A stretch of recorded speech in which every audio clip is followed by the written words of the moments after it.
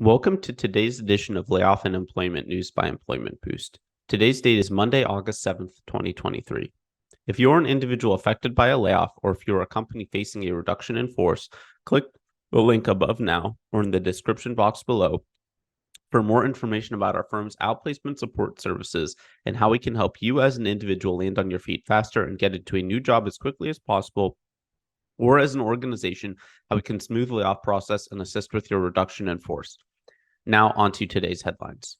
Space vehicle design and manufacturing firm Astra has gone through major ongoing layoffs this quarter, with a reduction in headcount of at least 25% since the start of Q3. In addition, the company is shifting more than 50 engineers away from launch to focus on spacecraft production. Most of the impacted employees were in launch, sales, administration, and shared services departments, and their layoff will delay testing of the spacecraft systems. But the company